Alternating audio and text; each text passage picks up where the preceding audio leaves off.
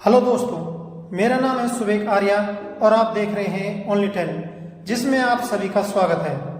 आज इस एपिसोड में हम जानेंगे दुनिया की 10 सबसे लंबी नदियों के बारे में। तो बिना टाइम वेस्ट करते हुए शुरू करते हैं ओनली 10। 10वें स्थान पर है अमूर नदी, जिसकी लंबाई 4,444 किलोमीटर है। यह नदी मंगोलिया और रूस की सीमा से निकलकर प्रशांत महासागर में गिरती है। 9वें स्थान पर है कांगो नदी, जिसकी लंबाई 4,700 किलोमीटर है। यह नदी जामिया और कांगो गणराज्य से निकलकर अटलांटिक महासागर में आकर गिरती है। 8वें स्थान पर आती है पैराना रियो डी ला प्लाटा नदी, इसकी लंबाई 4,880 किलोमीटर है। पैराना नदी ब्राजील के हाईलैंड से निकलकर अटलांटिक महासागर में मिलती है। 7वें स्थान पर ओब-इर्तिस नदी आती है, इसकी लंबाई 5,410 किलोमीटर है। ओब नदी मंगोलिया और चीन से निकलकर आर्कटिक महासागर में मिल जाती है।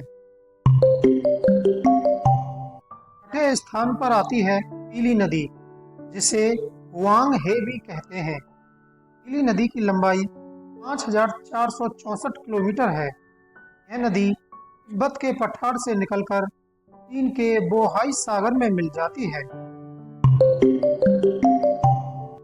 5वें स्थान पर है येनिसेई नदी। इस नदी की लंबाई 5,539 किलोमीटर है। ये नदी मंगोलिया के साइबेरियाई पठार से निकलकर आर्कटिक महासागर में आकर मिलती है। नंबर 4 पर आती है मिसिसिपी मिसौरी नदी। यह नदी 6,275 किलोमीटर लंबी है। मिसौरी नदी अमेरिका के रॉकी पर्वत से निकलकर मैक्सिको की खाड़ी में जाकर समा जाती है।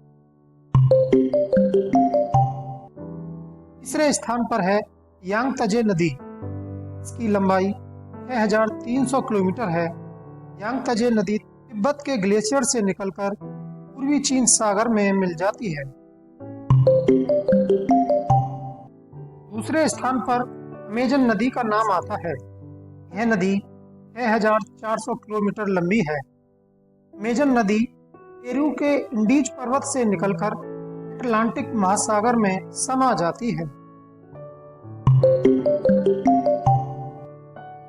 बात करते हैं पहले स्थान पर आने वाली नील नदी की, जिसकी लंबाई 6,650 किलोमीटर है।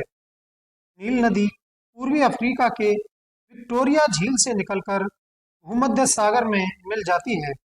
आपको जानकर आश्चर्य होगा कि नील नदी 9 देशों से होकर गुजरती है, जो इसकी महानता को दर्शाता है।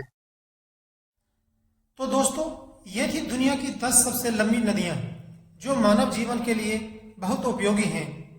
अगर आपको यह जानकारी अच्छी लगी हो तो हमें कमेंट में जरूर बताएं। मिलते हैं अगली रोचक जानकारी के साथ। तब तक के लिए नमस्कार।